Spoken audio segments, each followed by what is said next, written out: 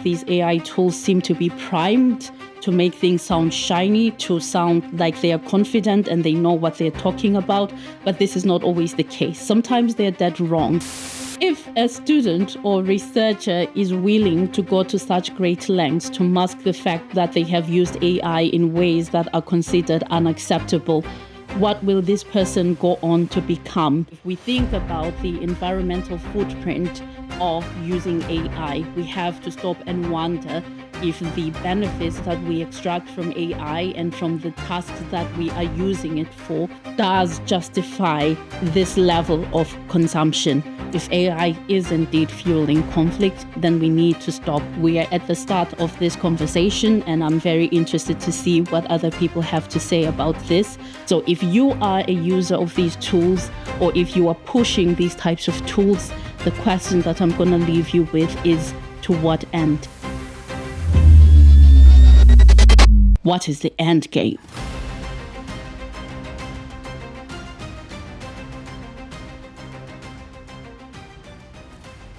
Let's talk about AI again.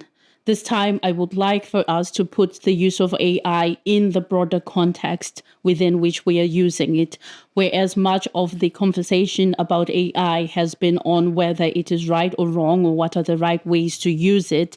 I would like for us to think about certain fundamental things that relate to the use of AI that mean that we should be mindful as we navigate the space, and they should be very much integrated into the discourse about whether AI is good for us in academic writing or in academia or not. The first issue that I would like to focus on is that of knowing or knowledge creation. So there are very specific rules in academia that determine what we consider legitimate knowledge. We want to be satisfied that research has undergone a rigorous process, that researchers have thought of multiple alternatives to what they are putting forward, that they have taken necessary steps from the design choices to the theoretical lenses that they use to the empirical context that they pick, and that the analysis process itself is also one where they try different things until they arrive at the right sort of thing to focus on. So this means that in addition to all these elements that entail a rigorous process, we also want to be able to audit that process. And the state of knowledge is such that we don't expect that the knowledge will be perfect, but we do expect that if something goes wrong in terms of the knowledge that was generated, let's say it's applied in a particular context, and then something goes wrong, we should be able to go back, trace our steps, and be able to determine what went wrong. So if we are using AI and it doesn't meet these criteria and it doesn't stand up to these standards, then we do have to be questioning whether it does have any place in knowledge creation. A second element closely related to this, I think, is in the space of teaching.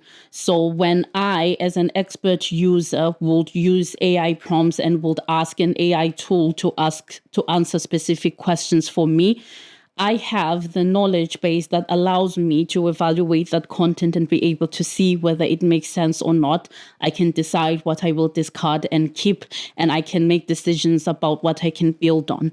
And I have all of this because I have actually gone through a very involved process that has allowed me to have this type of knowledge.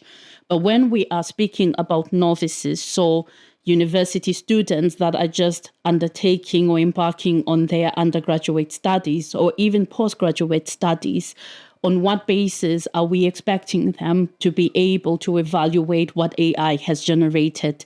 What is the likelihood that they will immediately spot a fake reference when it is brought forward?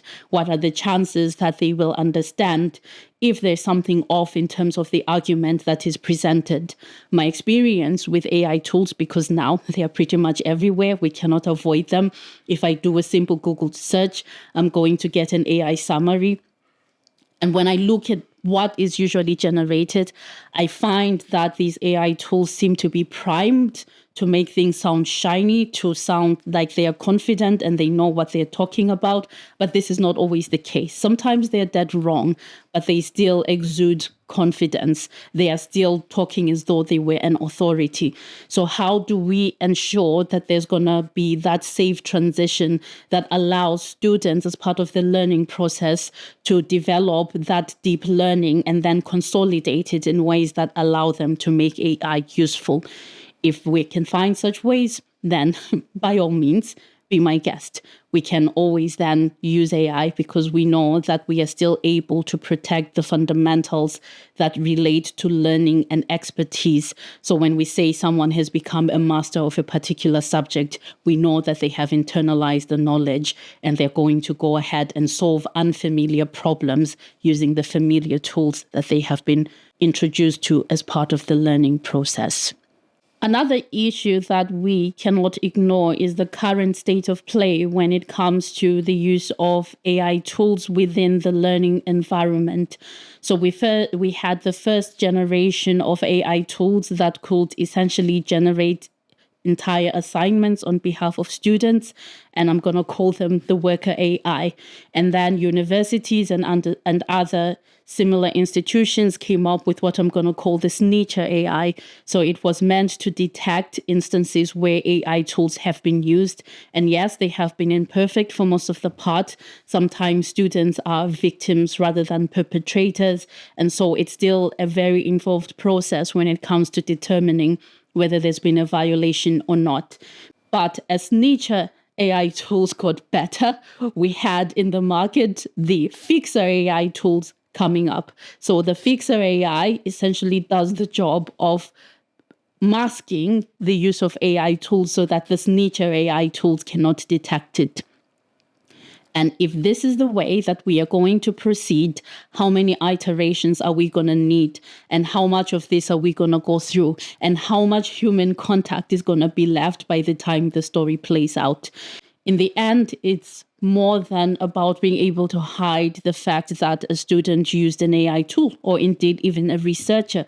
But I think it speaks to what sort of society we expect to have under these conditions. If a student or researcher is willing to go to such great lengths to mask the fact that they have used AI in ways that are considered unacceptable, what will this person go on to become in the real world? So if this student goes on to become a decision maker, what is the likelihood that we can trust that they are going to conduct themselves with integrity at all times, that they're going to be able to put their hand up and say, I made a mistake, that they will put their hand up and say, I really don't know what is going on here, that they're going to take responsibility for anything that they have done that could have impact. So we should not just be thinking about this as a game for getting through the university phase or getting through an academic piece of work, but we should think about what it actually means for the social fabric and what we have as moral compass as individuals who are going to have a large impact on society. So if you are a user of these tools, or if you are pushing these types of tools, the question that I'm going to leave you with is, to what end?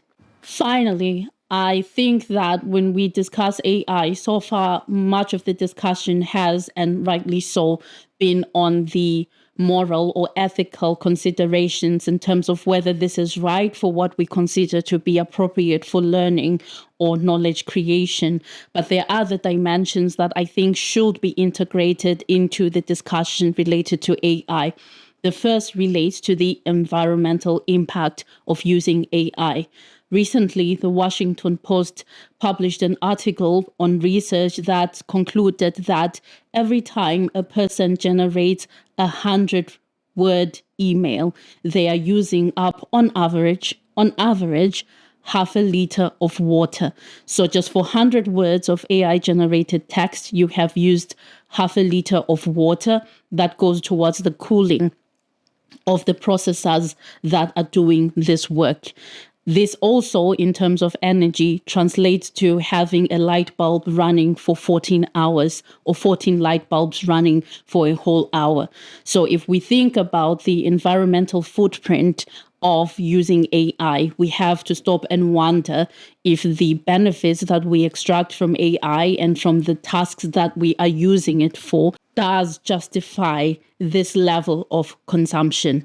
A second issue that I have stumbled upon is how AI is actually fueling land tenure conflicts. So, because of climate change and the impact that it is having on farmers' ability to grow crops, a lot of farmers are willing to sell land to these big data companies so that they can set up big data centers to fuel expected demand that's going to come from the use of AI.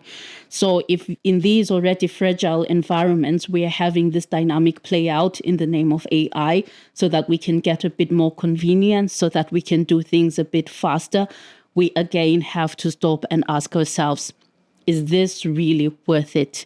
Is the return that we get from the use of AI worth the problems that we are fueling in other parts of the world as a result of it? So I would like for us to think about whether our use of AI actually does justify the implications, social and environmental, beyond the ethical question. And if it is not, then yes, we should already start rethinking how we are doing things. And this is not just a question for academics and students, it's also a question for these big data companies. So one of the unfortunate things that we see now is that AI is also being pushed. We no longer have to actually go and engage in it. If I do a simple Google search, then I get an AI summary right away. If I open my notes on my phone, I immediately get an AI assistant asking to help me to put together a list. So you have to wonder how much energy and how much water we're actually using as a result of these push mechanisms that a lot of these big data companies are actually pushing. So we have a question on our hands as humanity, whether AI as it stands right now is something that is worth delving into. My personal conclusion is that for what it gives us back, it's really not worth what it actually is costing. And there are also still questions about whether we are still getting better in terms of being thinkers, in terms of being intellectual beings, in terms of our social processes, right? So are we able to engage with other people better, or is it actually making us more isolated? Because instead of asking someone for directions on the street, for example, I'm going to ask my phone. So you have a bunch of lonely people walking around with devices in their hands when all they could have done was just ask someone a question, and that would have been a social connection, and that probably would have been good for that person. But I don't know how many liters of water we are using a day, how much energy we are going through a day through the things that we could simply do by just talking to another human being. So this is me. We are at the start of this conversation, and I'm very interested to see what other people have to say about this. I will certainly be following the initial or preliminary research that we have got in relation to the social and environmental sustainability, but I will also be following the discourse on whether AI actually does help with critical thinking, whether it actually does improve our knowledge generation processes, and whether this is going to be worth everything else that it costs.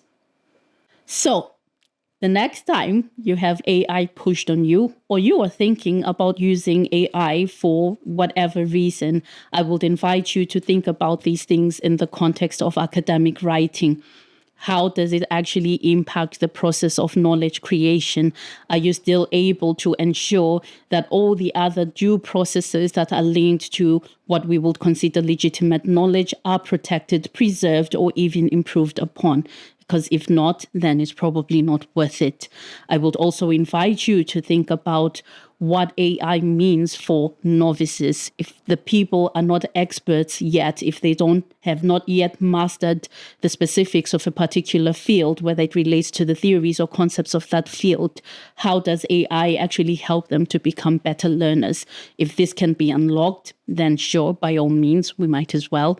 We could go ahead and use it. But within this, we have to think about bigger questions of morality, especially where people are willing to cut corners and engage in behavior that is unethical just so that they can get through a university degree or that they can generate a piece of work. What does it mean for the type of society that we are building? Can we assume that such people are going to go out into the world and still have a high moral standing and take responsibility for things that go wrong? Because essentially that is what we want. And this is why academic integrity is such a big deal. That's part of the reasons why it has always been. So if a student would engage in this type of behavior, but they can suddenly switch when they go out in the real world, then we don't have a problem. But I doubt that this is the case. And then let's also think about the environmental and social implications of using AI. And this is a question that we can ask at a personal level. So for ourselves as an individual, would you rather use that half a liter of water just so that you can save a few minutes in generating that 100-word email? Or would you rather write it yourself? It's also a question for the people who are pushing these tools into the market, especially the likes of Fixer AI. Do we really need these tools? And what is it doing to us as a society? And then what are the social implications as well? If AI is indeed fueling conflict, then we need to stop, because we are already at a point where we are struggling with the level of global displacement related to conflict. And if AI or the demand for it is going to fuel it, then we are already very close to breaking point. And it might be just the thing that's going to tip it over.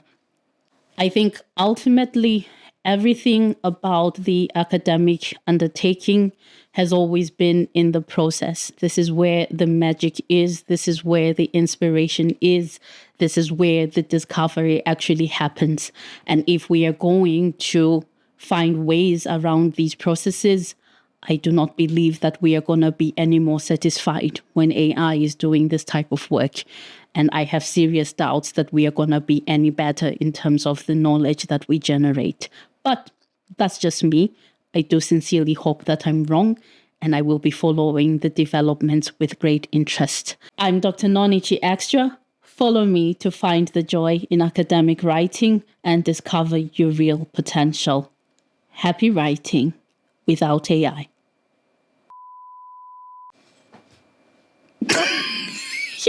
Because again.